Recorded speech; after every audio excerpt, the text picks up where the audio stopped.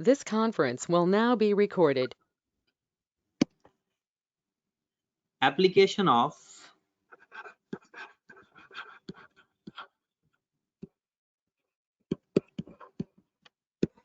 derivative. Derivative की application पढ़ने से पहले जिसके ऊपर डेरिवेटिव अप्लाई होता है हमें उन चीजों के बारे में पता होना चाहिए। जिसके ऊपर डेरिवेटिव अप्लाई होता है उसके बारे में हमें पता होना चाहिए। तो जनाब वो सीखते हैं पहले। अगर हम कोई भी चीज मैन्युफैक्चर करते हैं, अगर हम कोई भी चीज मैन्युफैक्चर करते हैं, उसकी मैन्युफैक्चरिंग करने के लिए हमें जो चीजें जरूरत होती है, एक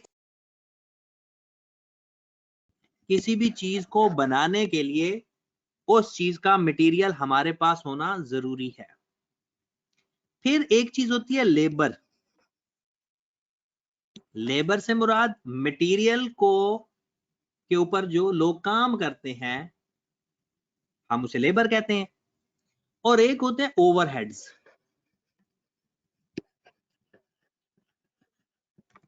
ओवरहेड्स कहते हैं मटेरियल और लेबर के अलावा बाकी जो तमाम खर्चे आ रहे होंगे हम उसको कहते हैं ओवरहेड्स।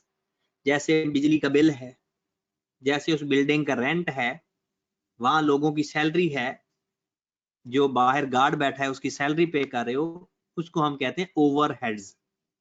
तो किसी भी चीज को बनाने के लिए मटेरियल पे कितना पैसा लगा, लेबर को कितना पैसा दिया और ओवरहेड्स कितने लग गए, इससे बनती है टोटल कॉस्ट। किसी भी चीज को मैन्युफैक्चर करने के लिए उसकी कॉस्ट किसके बराबर होती है। यहां पर हम दोबारा लिख लेते हैं, टोटल कॉस्ट बराबर होती है material plus labour plus overheads. ठीक है। अब इसके अंदर जो मटेरियल और लेबर है, इसके अंदर जो मटेरियल और लेबर है इसको कहा जाता है वेरिएबल कॉस्ट। इसको क्या कहा जाता है, वेरिएबल कॉस्ट। वेरिएबल कॉस्ट का मतलब यह है कि अगर हम ज्यादा प्रोडक्शन करेंगे तो मटेरियल और लेबर भी ज्यादा लगेगी, कम प्रोडक्शन करेंगे कम लगेगी। वेरिएबल कॉस्ट को इसलिए प्रोडक्शन कॉस्ट भी कहते हैं कि ज्यादा प्रोडक्शन ज्यादा कॉस्ट, कम प्रोडक्शन कम कॉस्ट।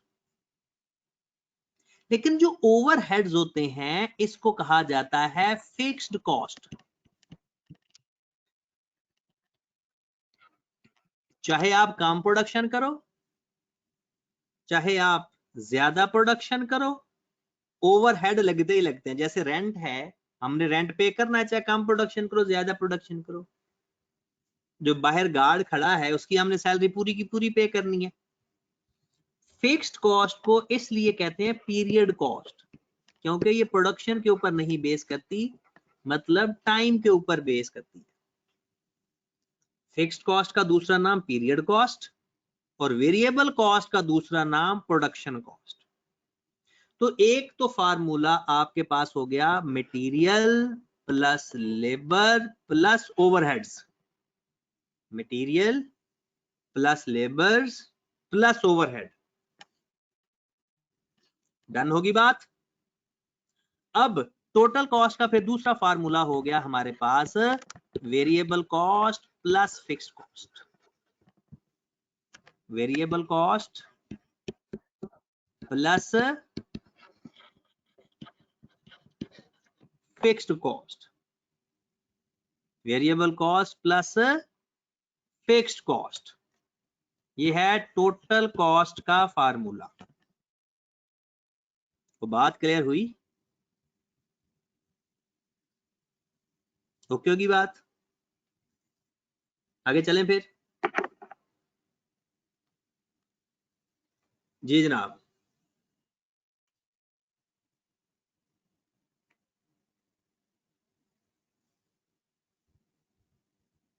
चलें जी, उसके बाद अगला जिक्र हम करते हैं। अब आपको टोटल कॉस्ट का तो पता चल गया कि वो बराबर होता है variable cost plus fixed cost. अब टोटल कॉस्ट से हम फाइंड कर सकते हैं एवरेज कॉस्ट।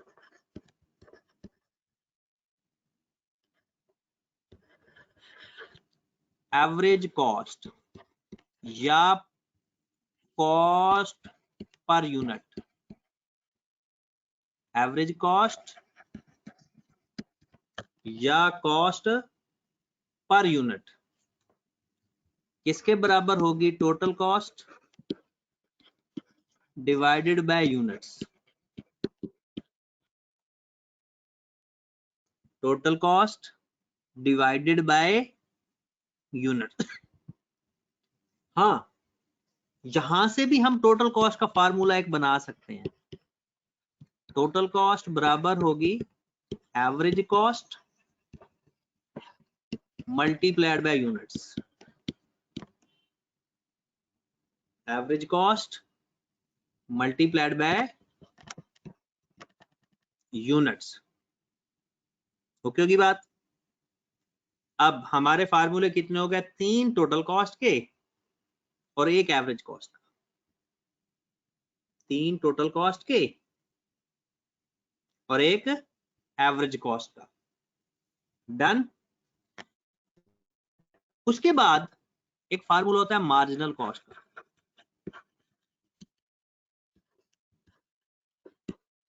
मार्जिनल कॉस्ट कहते किसे हैं? इसकी अगर आप डेफिनेशन लिखो तो चेंज इन टोटल कॉस्ट,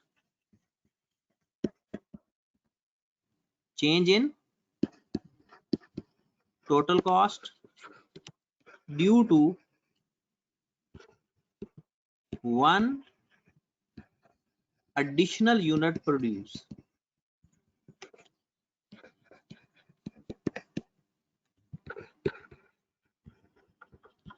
एक एक्स्ट्रा यूनिट बनाने पे जो टोटल कॉस्ट के अंदर चेंजिंग आएगी उसको मार्जिनल कॉस्ट कहा जाता है।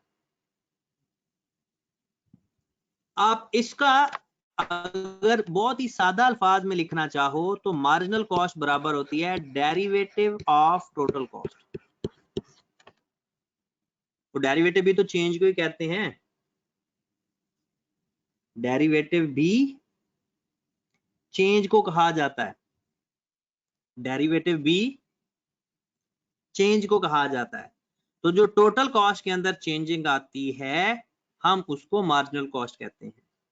जो टोटल कॉस्ट के अंदर चेंजिंग आती है तो हम उसको मार्जिनल कॉस्ट कहते हैं। और आप एक और बात भी लिख सकते हो, marginal cost is a slope of total cost.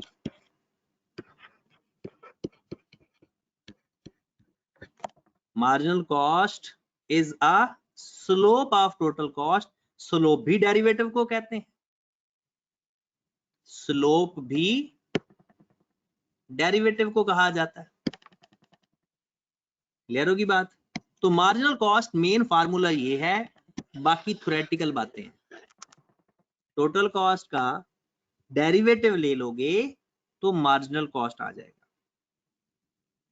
हम एक सवाल लिखते हैं, एक नहीं 2-3 सवाल लिखते हैं। पहला सवाल, if variable cost is 205 x square plus 20x, fixed cost is 10,000, where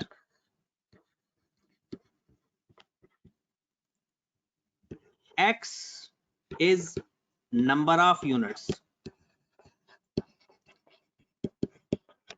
जो वेरिएबल इस्तेमाल हो रहा होगा ना वो नंबर ऑफ यूनिट्स को ही डिनोट करेगा। अब वो क्या देता है, find number 1 total cost, number 2 average cost, number 3 marginal cost.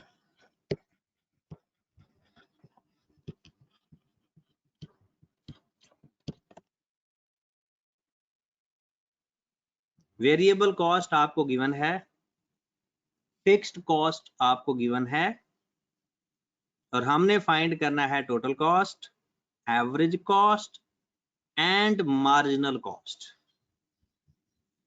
Total cost, average cost and marginal cost. तो करते हैं जनाब शुरू, बिस्मिल्लाह करते हैं। हमारे पास सबसे पहले टोटल कॉस्ट फाइंड करो,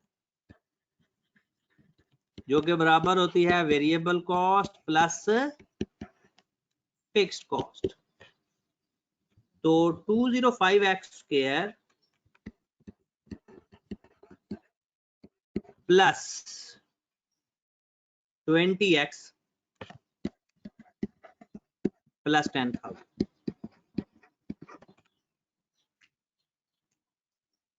ये हमारे पास टोटल कॉस्ट आ गई।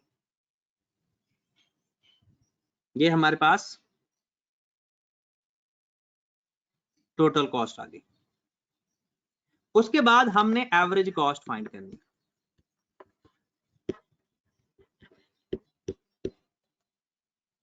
एवरेज कॉस्ट का फार्मूला होता है total cost divided by units, और यूनिट इसमें x है, तो x पे डिवाइड कर देते हैं। तो 205x square over x plus 20x over x plus 10,000 over x, यानी पूरे को x पे डिवाइड कर दिया तो सबको सेपरेटली डिवाइड कर दो, या पूरा एक ही दफा डिवाइड कर दो, एक ही बात होती है।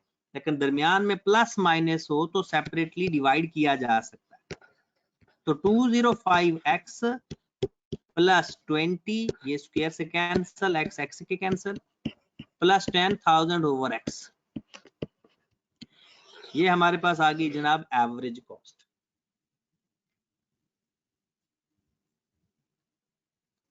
डन होगी बात।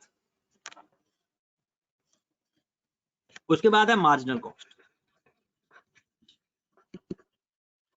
मार्जिनल कॉस्ट होता है जनाब derivative of total cost.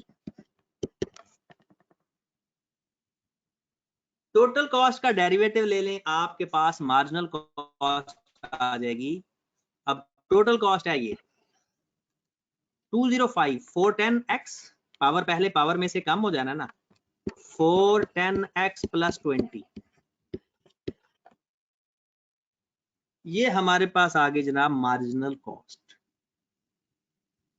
Done की बात। तो फिर एक सवाल लिखो जी। सवाल हमारे पास है, इफ एवरेज कॉस्ट इज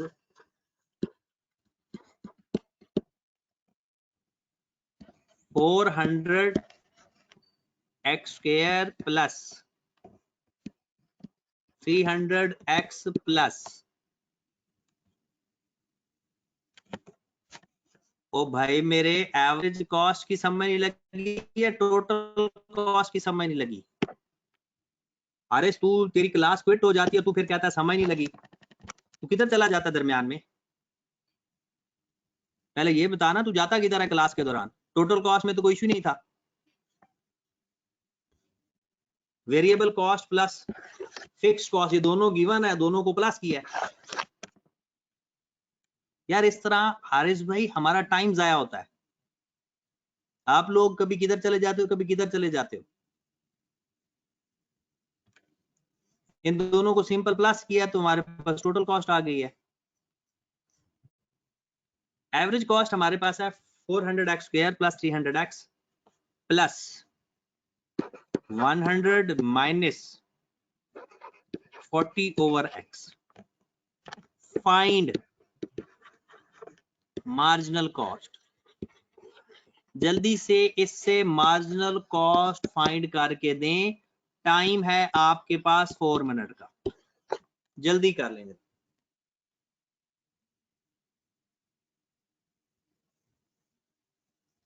यहां से मार्जिनल कॉस्ट फाइंड कर दे 4 मिनट के टाइम के अंदर।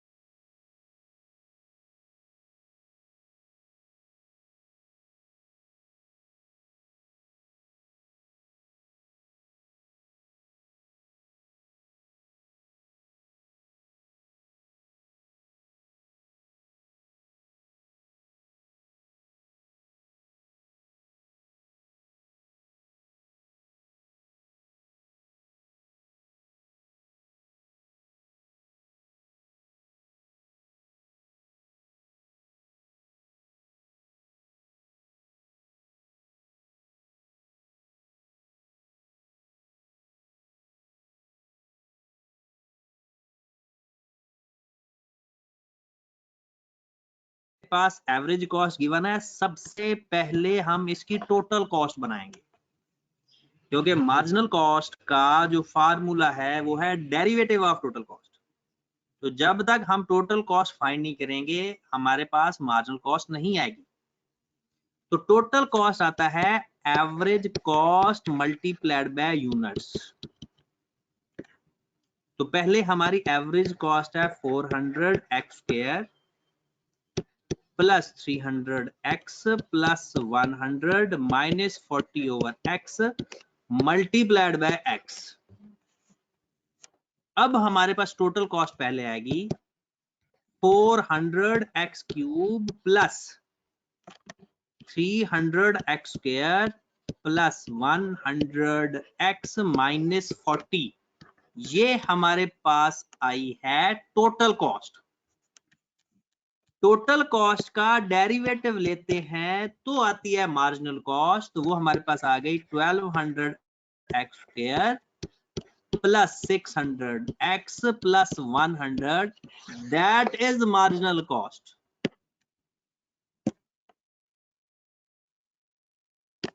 हाँ जी जनाब,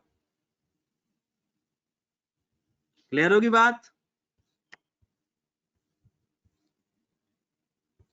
चलें जी, मार्जिनल कॉस्ट होगी हमारी। आगे चलते हैं फिर।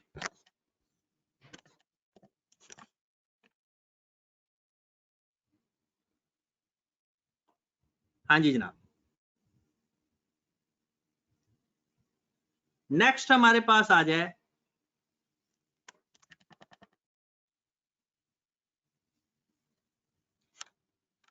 नेक्स्ट है हमारे पास रेवेन्यू किसके बराबर होता है, रेवेन्यू किसे कहते हैं। ये बड़ा इंपॉर्टेंट कॉन्सेप्ट अभी डिस्कस करने लगे हैं। अगर मैं आपसे एक सवाल करूं कि आपने एक चीज 10 रुपए की खरीदी थी, सॉरी 10 रुपए आपकी है सेल प्राइस पर यूनिट, और आपने 5 यूनिट सेल किए, और अगर मैं आपसे पूछूं टोटल सेल तो कितनी बताओगे, टोटल सेल कितनी बताओगे। जी जनाब, 5 यूनिट आपने सेल किए 10 रुपए पर यूनिट के हिसाब से, कोई टोटल सेल बता सकता है। अब्दुल रहमान ने बताया 50, शान सबने 50 बता रहे हो, तो टोटल सेल्स को ही रेवेन्यू कहा जाता है। और ये फाइंड कैसे होता है रेवेन्यू, प्राइस और क्वांटिटी को आपस में मल्टीप्लाई करने से। प्राइस फंक्शन को यूनिट या क्वांटिटी से मल्टीप्लाई कर देते हैं तो आपके पास रेवेन्यू बन जाता है। हमारे सिलेबस में 4 या 3 तरह से रेवेन्यू फाइंड करना आता है। हमारे पेपर के पॉइंट ऑफ व्यू से डेरिवेटिव के अंदर 3 तरह से रेवेन्यू आता है, और फर्स्ट चैप्टर में भी एक तरह से सवाल आता है।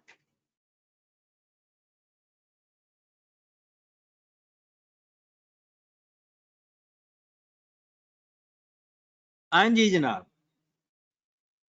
तो सबसे पहला केस हम रेवेन्यू का सीखते हैं।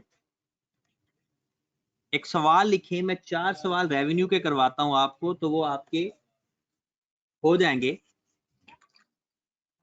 If sale price per unit is 200 and Q denote number of units, what will be the revenue?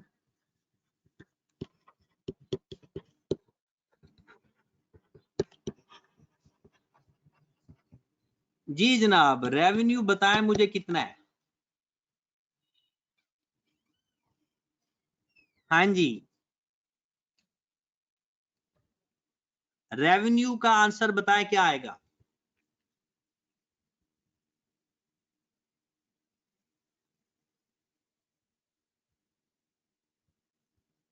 $200Q, बिल्कुल सही कह रहे हो।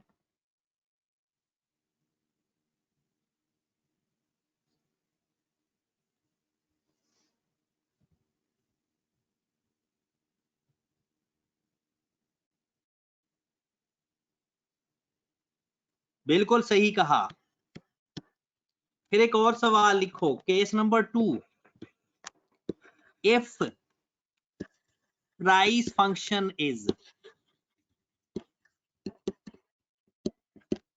प्राइस फंक्शन को कभी कभी डिमांड फंक्शन भी वो लिख देता है।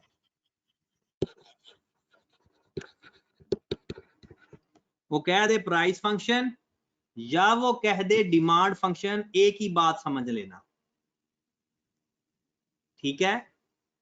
तो जनाब price function is P is equal to 200 minus 50Q, कहता है फाइंड रेवेन्यू फंक्शन।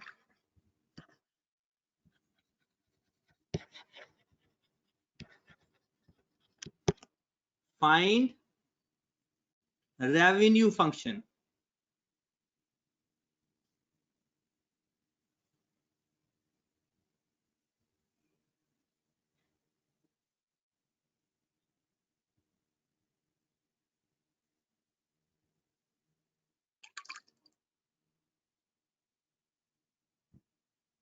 ओके की बात।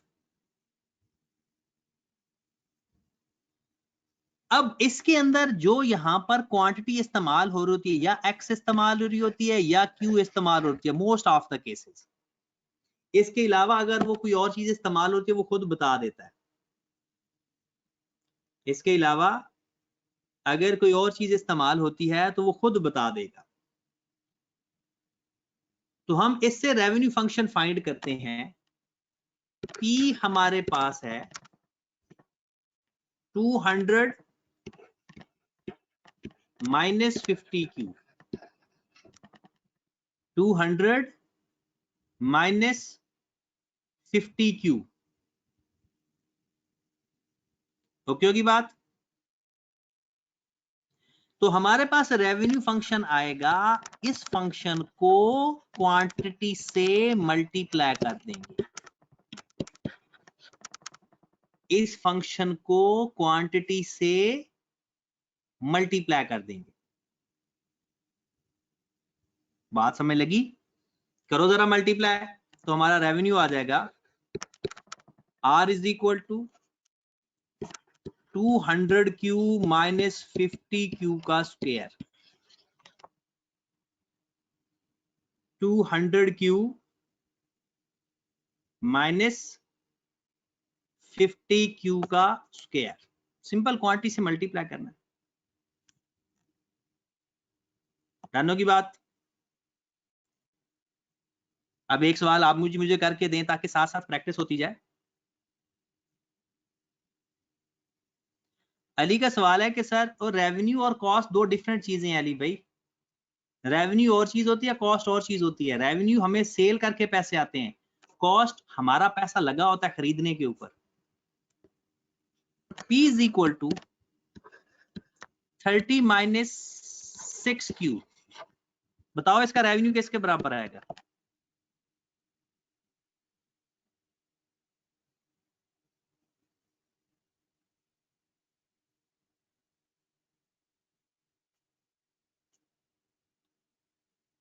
तो सिंपल इसको Q से मल्टीप्लाई कर देंगे तो 30Q माइनस 6Q का स्क्वायर,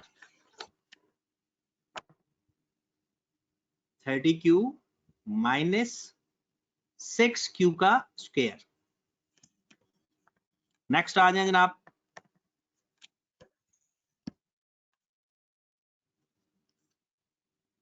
नेक्स्ट हमारे पास है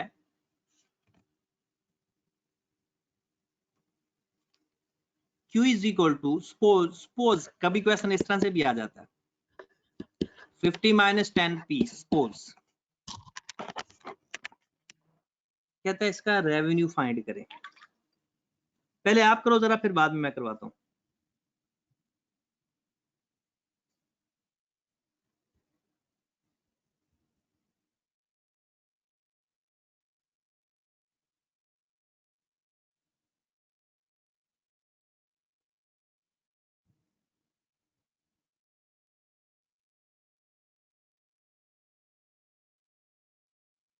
बिल्कुल महरीन ने सही आंसर दिया है।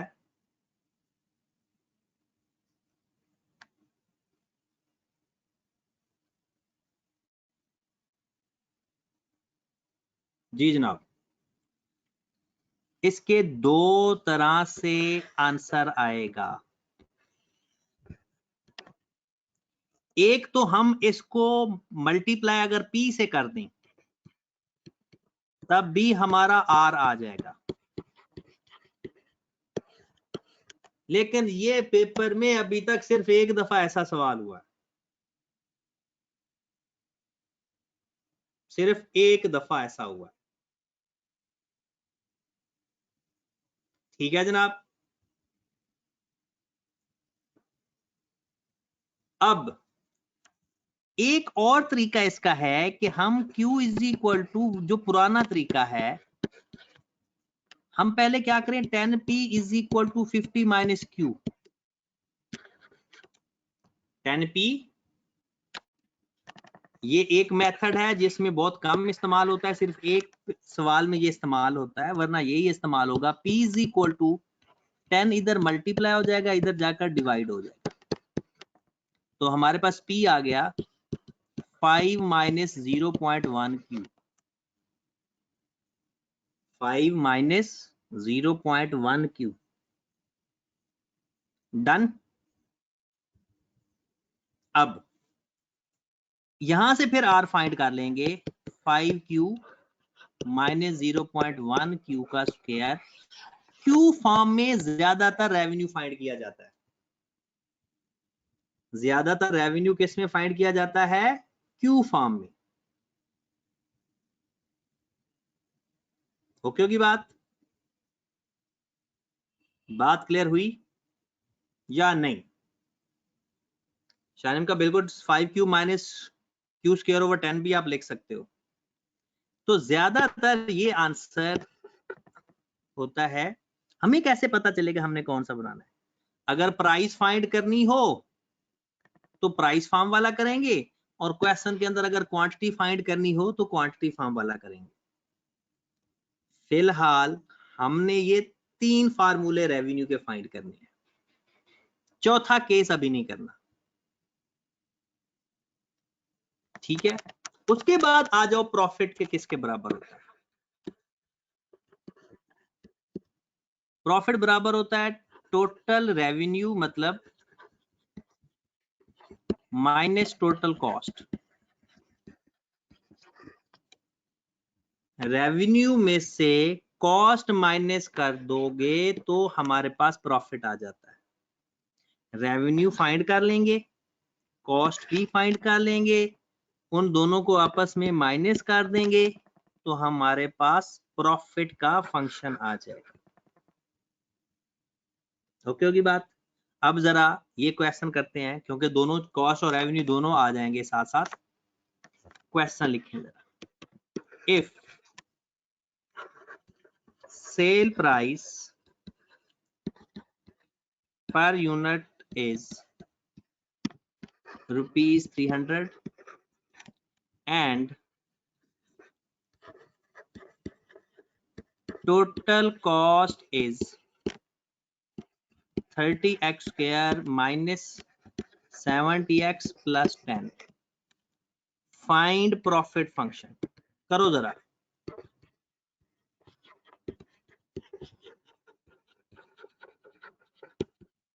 प्रॉफिट का फंक्शन फाइंड करके बताओ, जल्दी करो, 1 मिनट लगाओ।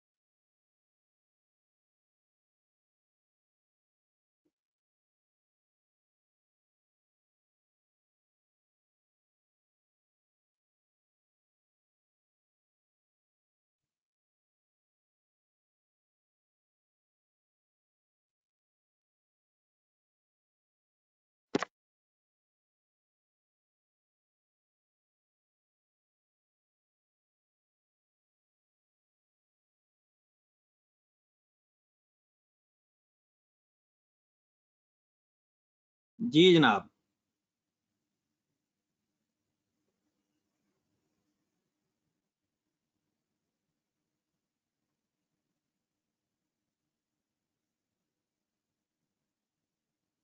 तो हमारे पास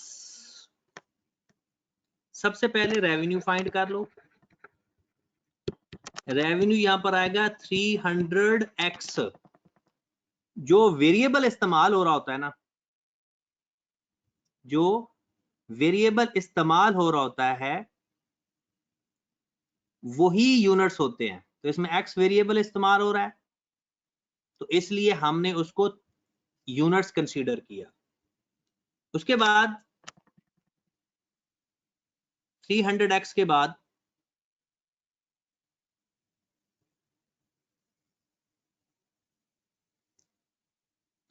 कॉस्ट गिवन है, तो प्रॉफिट हमारे पास आ जाएगा r minus total cost 300x minus 30x square. बाहर माइनस है तो अंदर का साइन चेंज हो जाएंगे, 30x माइनस 10। लो मेरे भाई, प्रॉफिट का फंक्शन आ गया -30x² प्लस 370x माइनस 10। ये हमारा जनाब प्रॉफिट का फंक्शन आ गया, -30x² plus 370x minus 10। Done होगी बात।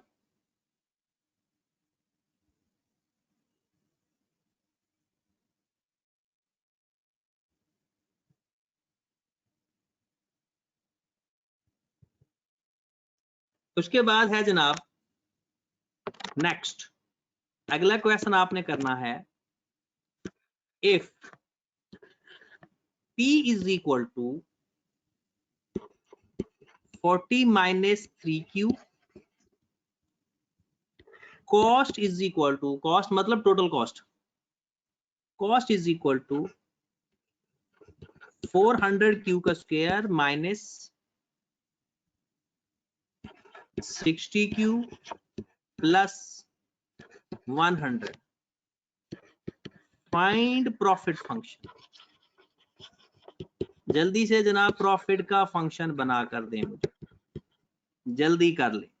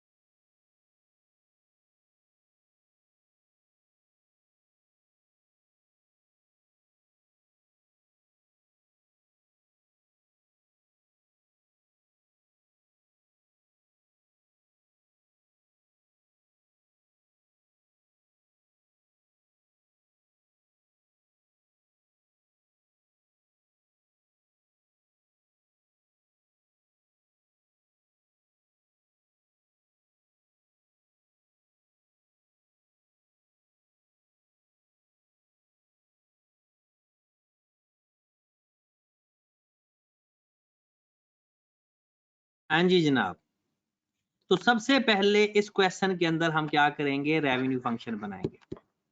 रेवेन्यू बनेगा 40Q माइनस 3Q का स्क्वायर, 40Q माइनस 3Q का स्क्वायर। ओके होगी बात। तो प्रॉफिट का फंक्शन हमारे पास बन गया R माइनस सी, तो आ रहा है हमारे पास 40Q माइनस 3Q का स्क्वायर माइनस 400Q का स्क्वायर प्लस 60Q माइनस 100। बाहर माइनस हो तो अंदर के साइन हम चेंज कर देते हैं। तो प्रॉफिट का फंक्शन हमारे पास बन गया -403Q का square plus 100Q minus 100। Done होगी बात, क्लियर है। चलें जी,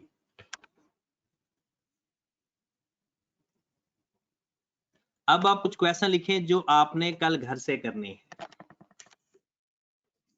question number 1, P is equal to 40 minus 5Q, find revenue function.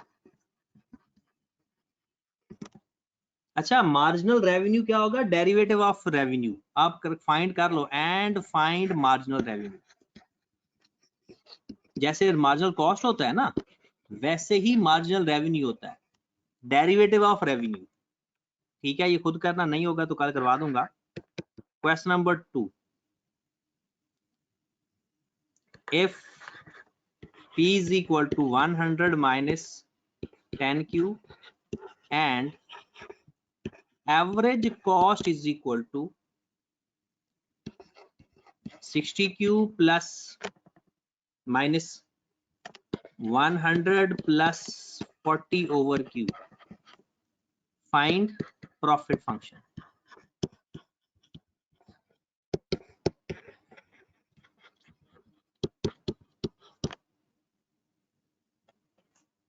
Done. Question number 3, if q is equal to 300 minus 40q, बल्कि 40 की बजाय 10 लिख लो, 10p, and cost is equal to 600 q का square minus 8000 q plus 1000, find profit function.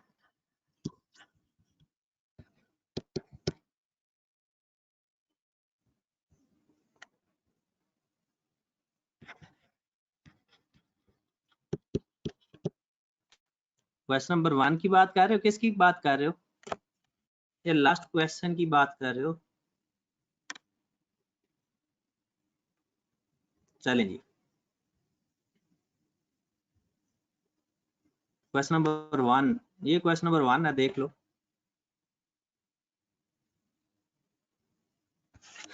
चलें जी, question number 4, if price per unit is rupees 300 and cost is 30q square minus 600q plus 140 and 5% of sales commission will be paid.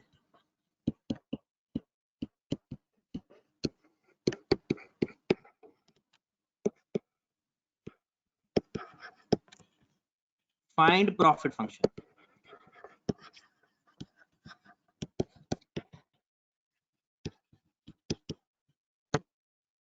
Okay हो गया। Last question, question number 5, if T is equal to 400,000 minus 150,000 Q,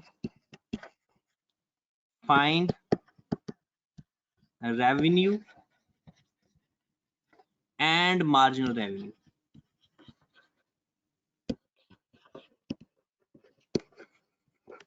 बल्कि आप ऐसा करो, इस question को change करो, यहां पर Q करो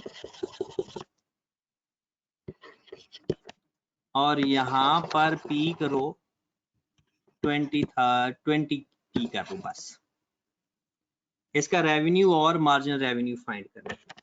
तो ये 5 क्वेश्चन कल करेंगे इंशाल्लाह, ये आपने करके आने हैं और सबमिट करवाने हैं, फिर इनको डिस्कस करेंगे। ठीक है मेरे भाई, ओके जी, अल्लाह हाफिज।